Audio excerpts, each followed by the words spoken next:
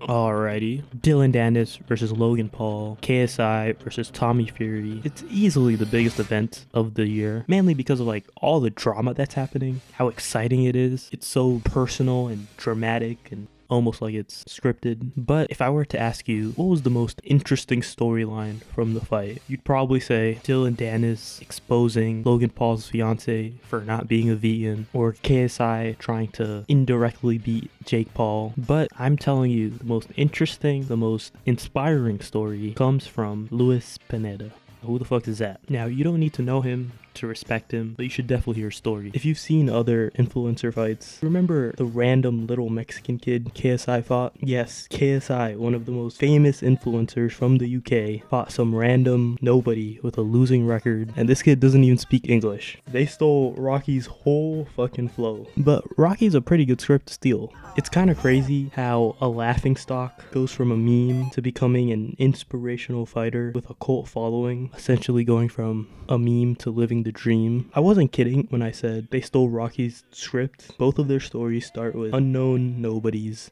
desperate for a chance to make a name for themselves. They're both broke, working jobs they don't want, and they're not particularly special in any way. They both won fights, they both lost fights. They don't have the best records, but once they found their purpose, once they found their reason to fight, they were both given an opportunity of a lifetime. The opportunity to fight the champ. In the Rocky movies, Apollo Creed is the world champion, but Creed's opponent backs out of the fight, and Creed is struggling to find another fighter, and he likes the name Italian Stallion, and he sees a narrative he can create, and he picks Rocky. Now, in real life, KSI isn't the world champion at all, but he's definitely a worldwide sensation. His pay-per-view numbers are on par with world champions, and he was also in a familiar situation. His opponent, Alex Wasabi, had an injury and he wasn't able to fight, allegedly.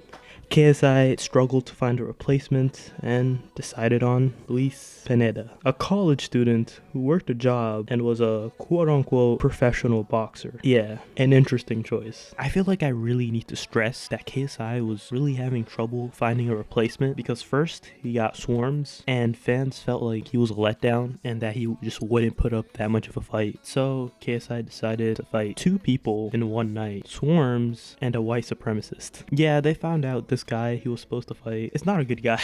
But I think it's telling how desperate they were. This guy literally had white supremacist tattoos on him, and they somehow didn't even see a picture of him. I don't know. I don't care. So the backup was Luis Pineda. It's insane how much had to go right or had to go wrong in order for Pineda to get this opportunity. Because once fight night came along, Luis Pineda put on maybe one of the worst fights ever.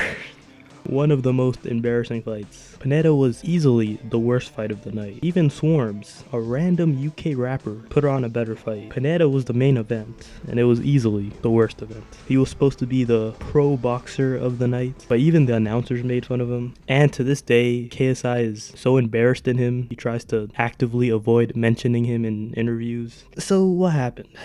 Well, Luis was knocked down within seconds of the fight and continued to complain and whine the whole entire fight, swearing he was hit in the back of the head. But this is the biggest difference between Rocky and Pineda. Rocky took punishment. If you've seen the movie, you know Rocky took punishment like a champ, never complaining, never gave up till the very end. While he lost the fight, he won in our hearts just for going the distance. Pineda didn't. He became a meme. He became a laughingstock. Some even say he's a disgrace to the sport. The commentators even said he was only here for a paycheck. But after all that, he went home. I'm assuming it had to hurt his confidence, because it's not easy going through that embarrassing loss. Because he's been going through a lot of losses in and out the ring. But I guess you could say the bright lights blinded him and the nightmare haunted him. But I think he realized the opportunity he had, and he knew the job wasn't done, and decided to get back in the ring one more time. Since he doesn't speak English, there's barely any interviews, so we didn't hear from him for a while, but there was a mystery in the air, and that mystery was El Flaco de Oro, Luis Alcaraz Pineda. He was back to fight BDave. Yeah, I don't really know who that is. He's some YouTuber. I'm assuming the check was a lot smaller, but he wasn't fighting for money. He was fighting for respect and honor. He was doing it for the respect and honor for his people back home. And he didn't come to play. In the first round, he came in swinging. He wasn't the prey this time. He was the one on the hunt. He showed us that he could take a punch and how good his technique was, and unanimously winning the fight, making this white boy pinker than Nina's. Never mind, I lost my train of thought. I don't know what I was about to say. Where was I? After Pineda won the fight, he didn't just win in the ring, he won in the hearts of his people back home. But the question was, what's next? Was this bully child going to turn into bully? Actually, no. His previous opponent, BDave, actually became his partner for the next tag team fight against Ice Poseidon and Anthony Vargas. While him and his partner don't speak the same language, they both spoke the language of boxing. Is that kind of cringe? I don't know, whatever. When they fought together, they were like prime Kobe and Shaq, destroying the competition effortlessly. And Pineda even gave the opportunity for the KO to his partner. He could have easily taken it for himself, but gave it to his former opponent. And yeah, now we're back to present day. Luis Pineda's next fight is a tag team fight with his boy BDave up against Nick Lamau. LMAO. I don't know how to say his name, but whatever. Niche Lamau. I don't know. I don't care. And Alex Wasabi. Remember the person KSI was supposed to fight all those years ago? In a weird way, making this all happen. Alright, so I recorded 2 versions of the script. One where Pineda loses and one where he wins. Neither of which happened. Alex Wasabi and Niche LMAO versus Luis Pineda and BDave ended in a draw. And it wouldn't be a Rocky-esque story without a surprising finale, because the most unexpected things happen in life. Because that's the other difference with Rocky 3 and Luis Pineda. Rocky would take on fights he knew he was going to win to just keep the status of being the champ, but not our GOAT, Pineda. But this time, Pineda picked the hardest fight for him. He was clearly struggling, but it shows how much he grew as a person. In a way, he's almost going for the punishment. You could easily pick another random guy and take an easy fight, but he chose to make the most entertaining fight possible by picking Alex Wasabi. Everyone agrees that fight was super entertaining to watch, unlike the KSI one. And it was so entertaining because of the dynamic between Pineda and BDave. If he would have made BDave into like his opponent and hated him forever, he would have never gotten this fight. And when Pineda needed him most, he was there for him. He saved them in a lot of tough spots. Without BDave, Pineda would have definitely lost this fight. Making peace with your rivals tends to turn out well. That seems like a common theme for a recipe for success. Whether it's Logan Paul, KSI, Apollo, Rocky, now Luis Pineda, and BDave should always make peace with your rivals. But yeah, that's how Luis Alcaraz Pineda went from meme to living the dream. And who knows who he'll inspire to dream next.